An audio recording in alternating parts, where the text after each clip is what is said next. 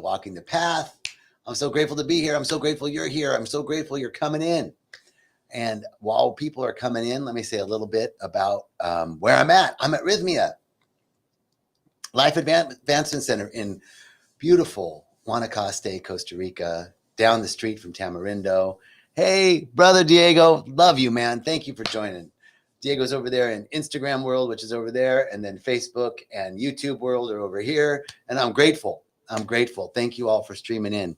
So while people are coming in, I just want to let people know that I'm at Rythmia, and I have the great privilege of being here every week. Well, a lot of the weeks, not every week, but majority of them. And I get to walk this path with people. That's the name of this talk, is walking the path, because there's just the path, right? The path to the expansion of our consciousness. It's just the path that we're on. Whether we're expanding our consciousness or not, we're on a path, and it's our path, and it's our unique path. And a lot of people choose to walk some of that path here at Rythmia. And a lot of people choose to walk that path with religion, or walk that path with spirituality, or walk that path without any of it. And whatever path you're on, it's the perfect path. It's your path. Hey, Jen, what's up? Hello, good to see you. So welcome to Walking the Path. We're walking the path together, and I'm so grateful and I'm so thankful. And so today's topic is FOMO. Yeah, I know. Is it spiritual or not? Is it good or bad? What is it? So FOMO, fear of missing out, right? And then I saw a post one day, and they said it was JOMO, the joy of missing out, right? Which is another kind of like, I'm consciously removing myself. So I started thinking about it, right? Is there good? Is there bad? What's up with FOMO and JOMO? And I really started thinking about it from sort of a spiritual perspective, a psychological perspective, and a philosophical perspective, right? But the first thing we have to do is define our topic. And the topic is FOMO. So what is it? FOMO, from a psychological perspective, is anxiety that's caused by a sense of being excluded. From a spiritual perspective, FOMO might be an impetus to reconnect, a feeling that you're disconnected. And from a philosophical perspective, it might be a feeling or a thought that you are not seizing the day, right? So from all these different perspectives, the idea of FOMO could be an evolutionary impulse. I mean, humans are social animals, right? And I honestly get a lot from seeing what other people are up to. And it cues me and gives me ideas and gives me the sense of possibility. I mean, I love reading biography. You know, inspirational biographies and autobiographies are super helpful to see what's possible, you know? So there's some good beneficial aspects to FOMO, to checking out what other people are doing. But we see today with social media, with our sort of everything on blast, everything being promoted and marketed, that there's this sense of us not being good enough, of us not fulfilling our lives. Now, so there's, again, benefit and anxiety producing. Benefit, like, yes, there's an impulse to do more, to express more. That is an evolutionary impulse, and that is a beneficial impulse. Where the real question is, where's your come from on it? Where are you coming from? And I think the original FOMO was the Garden of Eden. The original FOMO was the Garden of Eden, you know, and I've talked about this before, but I think it's such a profound interpretation of Adam and Eve. Because, I mean, that's what Eve had FOMO. Eve, that was the original FOMO, was Eve, you know? Because the snake said, you know, eat of this fruit and you will have something that you don't have now. And that was, FOMO is sort of the original guilt, right? So this idea that there's something that I'm missing out and I'm guilty or shameful because I'm not all that. I'm not enough, or I don't have enough. So here's what I'm talking about where your come from is. Because if my impulse to evolve, if my impulse to express more, if my impulse to grow my business or grow my relationship or grow my community is coming from a sense of lack, from a sense of I'm not enough already, then FOMO has a negative effect, because the effect is reaching outside of ourselves for something external to validate ourselves, to make ourselves feel whole, to make ourselves feel enough, to make ourselves feel safe. And we know the truth that nothing outside of ourselves can do that. In recovery circles, they call it a God-sized hole. That's a hole, a lack, a sense of missing that can never be filled by anything from the outside. So if our come from is, I need to do this, or if there's some sense that if I had a community, if I had connection, if I had a relationship, if I had the career that I want, if I had the livelihood that I want, if I had the money that I want, if I had whatever it is, if I had what I wanted, then I would be okay. Then it's if then thinking. If I had this, then life would be better. If this circumstance or condition changed, then life would be pleasing. If I wasn't in this relationship, or if I had a relationship, then I would be happy. I would be happier, right? So the come from is super important. And what I mean by where our come from is, I'm going to adjust this really quickly. There we go. What I mean by where our come from is am I coming from a sense of not enoughness? And this requires honesty, because all of us are going to say, oh, of course I'm not coming from that. I, of course, know that that's not real. Like if I had a relationship that I'd be happy. But we have to really examine, really be honest with ourselves as to the true motivation, what's really underneath the desire. And it's as simple as identifying it. And once I can identify it, then I can consciously shift my come from and say, my come from, no, I'm coming. What is my intention here? Is my intention around connecting with people, around community? Is my intention that I don't want to feel lonely anymore? I'm tired of being lonely. I want a relationship because I feel alone. Then that's essentially coming from lack. We must take the time to examine really honestly where our come from is, so that we can then utilize this evolutionary impulse, checking out what other people are doing, seeing what's going on in the world, and utilizing it to broaden our horizons. So for example, if I'm wanting to, here's an example in my life. I'm wanting to put together a course where I can share some of the spiritual practices that have been really helpful to me in this journey. And if I'm coming from, I want to produce this course because I need to increase somehow a connection with people. If I'm coming from, I want to produce this course because it would be a way to feel supported by people. Then I have to really examine that close. And as I examined that, I saw that there's some lack there. Like, oh, I need to be supported. I need to find other ways that I can be supported. Well, I had to stop and say, my support is from a source that has no limit. My support is I'm supplied and sourced by an infinite source, an infinite supply that knows no limit, that knows no boundary, that knows no lack. So I know that the divine will supply always. From that place of fullness, I then want to express something. From that place of fullness, I want to express myself and my gifts and talents in the world. And it's an evolutionary impulse. It's I've got to do it. I want to do it.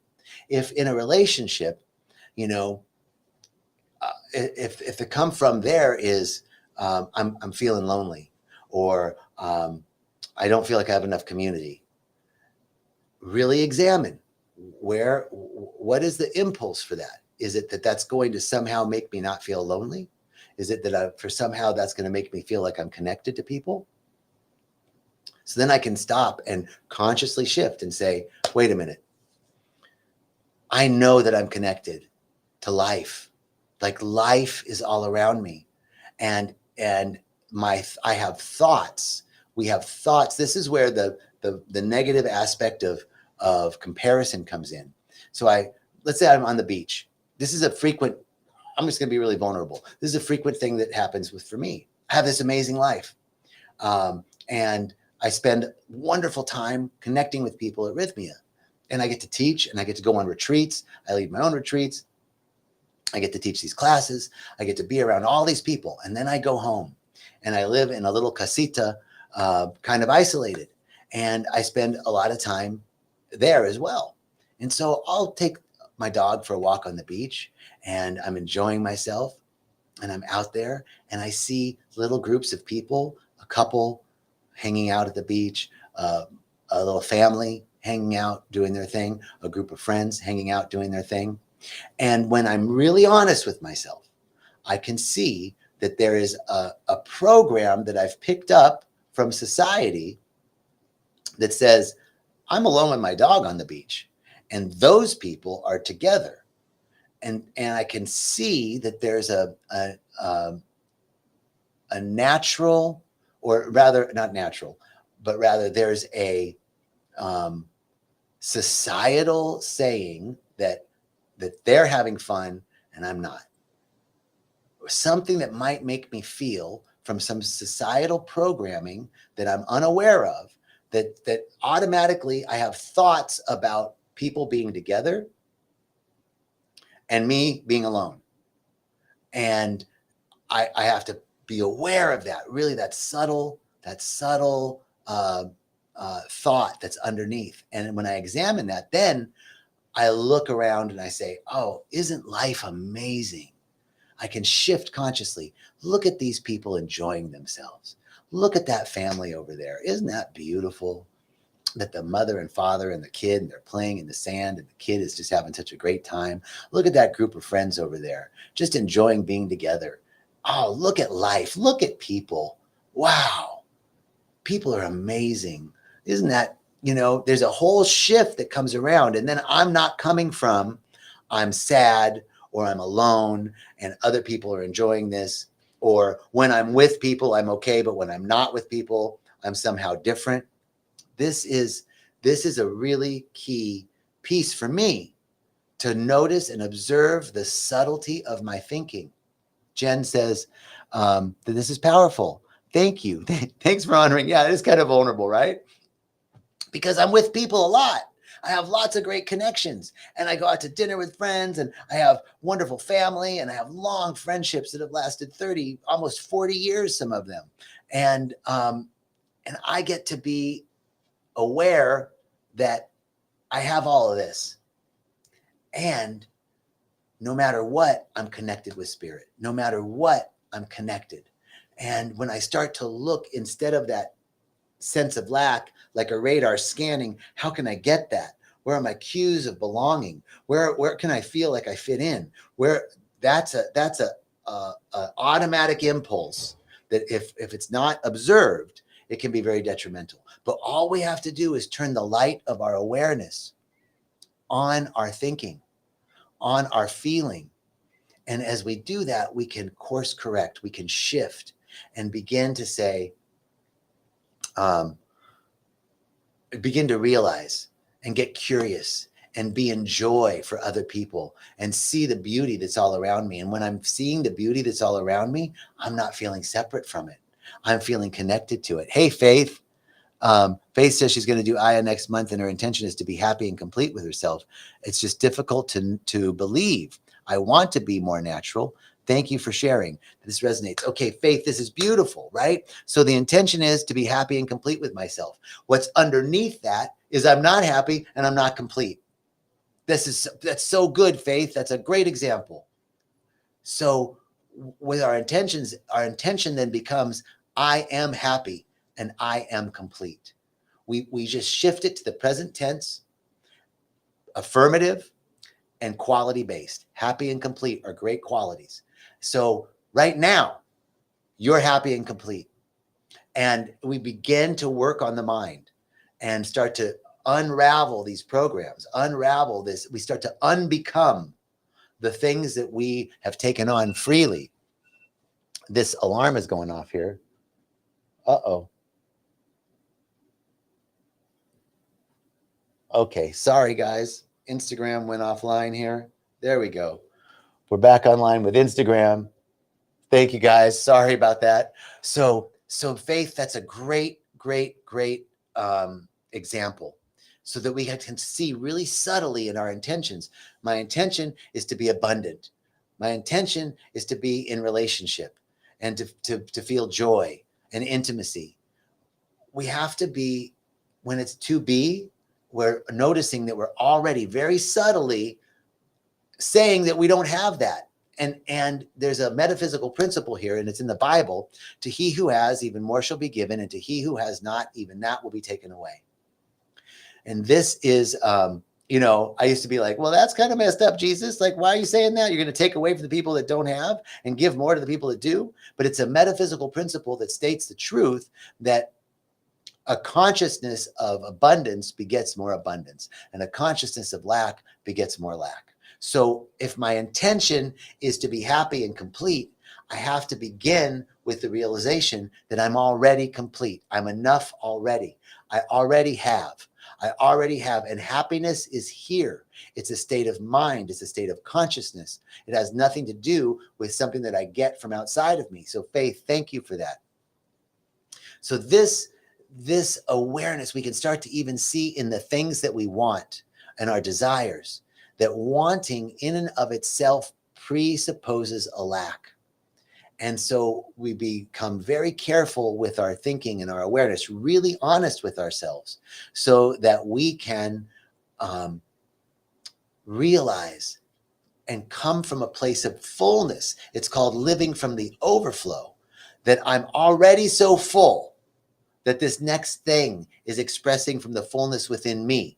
It's from outside in, it's from inside out, not outside in. It's from the inside out, that I am full from the inside. I already have intimacy and joy. I already have happiness. Well, I don't feel happy. Okay. Happiness is here. Happiness is here. It is the state of connecting with yourself. Because if I'm unhappy, I'm disconnected. So I begin to connect with myself. I begin to connect with nature all around me. I begin to connect with all of the ways in my life that I already have, ways that I can be happy. All the ways in my life where I already feel complete. Because Faith, I guarantee that there are many areas in your life where you do have a sense of completeness and you do have happiness, but we tend to focus on the areas where we think we're lacking. And there's a saying in Spanish. What is my brother over here? Joy, what's up? Good to see you, Joy. There's a saying in Spanish, no te enfoque en el punto negro. And it's like, don't focus on the black dot. It's as if you had a big white piece of paper and the whole thing was white and there's one black dot and all we see is the black dot. So when we're feeling like we're missing something in our lives, when we're feeling sad, when we're feeling anxious, when we're feeling depressed, we tend to focus only on that and not see all the other areas in our lives where we've gotten over, all the other areas in our lives where we've been successful, all the other areas in our lives where we followed through, all the other areas in our lives where we have happiness, all the other areas in our lives where we feel complete. And so this is a wonderful trick of the mind that says, it's like creating your own highlight reel. Everybody on Instagram and Facebook is like the highlight reel of their lives. You have those highlights in your life too. We can look back in our lives and see the times when we've been supported, see the times when we felt connection, see the times when we felt intimacy and joy, see the times when we felt abundance and that all of our needs were met. And we begin to look at those, and the energy from those feeling tones begins to fill us up right now in the present moment. We're connecting with ourselves. We're connecting with the truth of who we are. It helps us take the focus off the black dot so that we can realize all the white paper that's around it. So that's a wonderful technique, is to see the areas in your life where you are already that, or where this has happened already in your life. It can also work on the physical level. You know, if you're having pain in one area of your body or tension in one area of your body, a really beautiful meditation technique is to scan the body. I have pain in my shoulder. Okay, is the other shoulder not feeling pain? Or is it my hip that's not? I don't have pain in my knee and I don't have pain in my hip. So we begin to feel the place where there's pain, and then place our awareness on the places where there's not pain, and then go back to the place where there's pain, and then go back and put our awareness where there's not pain. Little by little, as we move back and forth from these areas in the body begins to stabilize. The parts that don't have pain can take that pain away from the part that does, and it distributes that feeling throughout the body, and you can actually dissipate it. So this is what we're doing on a physical level. We can also do it on a mental or spiritual level. So FOMO has a great possibility for our lives from a psychological, spiritual, and philosophical perspective. It's showing us that we have a desire to connect. We have a desire to do more in life. We have a desire to express more. We have a desire to really seize the day, to really live our lives fully. Those are beautiful desires. Now, when we see and observe what's underneath that, there's a subtle feeling that I don't have it right now. We can course correct in the moment. We can use the technology of the highlight reel and see all the areas in the life where those qualities are or have been experienced in us ourselves. And we can then use that energy to catapult us to come from a sense of fullness and expressing our true desires of our heart, not from a sense of lack, but from a sense of completeness and wholeness and joy. All right. That's our Facebook Live for today, our Instagram Live for the day, our YouTube Live for the day. Thank you so much for joining. Thank you so much for being here. And I look forward to sharing more with you. Have a beautiful day. Peace and richest blessings.